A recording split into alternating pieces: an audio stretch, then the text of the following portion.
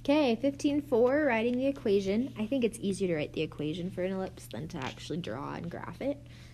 So you want to get h and k from your center, which you just have to kind of eyeball it on a graph. Or if you're given vertices, you just find their halfway.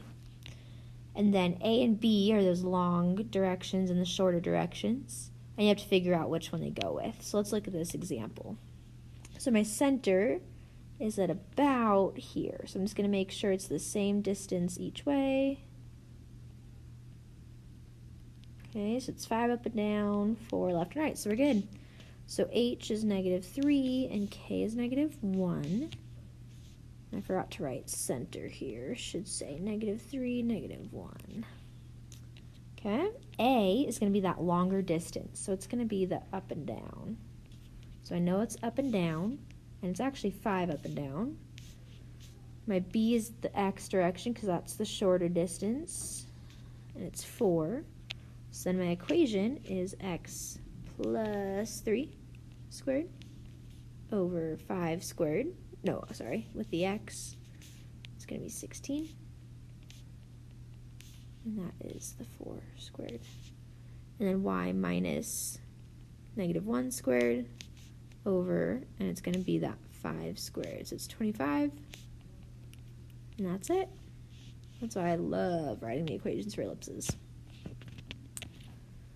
Okay, these ones, they might look trickier because you don't have a graph to look at, but they're really not bad. H and K, you have to find their halfway. So between 14 and -2 on a number line, 14, -2, you got to figure out where that halfway is. And for this one, it is at, I think it's at 6, yeah. So our x value, or h, is 6. Our y value, there's no halfway, so it's just right there, -2. Our c is going to be that and that. So 6 plus and 6 minus. So it's how much we're adding to our halfway point. So 2 radical 7. And then we're going to use that and a to get b. So I know a is this distance. So it's 8. So I'm going to use that a squared equals, let's see, b squared we don't know, and c squared is going to be 28.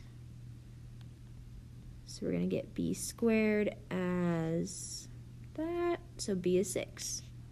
So the equation is going to be x minus 6 squared and y plus 2 squared and 8. All of these values that we're changing here are x values. So that's going to say x there. So I'm going to put the 8 with the x and b with the y. And that's it. There's one more practice problem because sometimes you're going to have different stuff given. So here, the center is your h and k. Your a is your major axis. And so your major axis here is all the way across, 28 units long. So 28 is all the way across. Halfway would be 14. Same with that 22 for the minor axis. Now I have to figure out which one to put, if I'm going to put it under x or y. So my vertical right here tells me that a is y direction. So I do x minus 7 squared and y plus 1 squared. And their denominators, that 14, is going to go underneath the y, and I'm going to square it.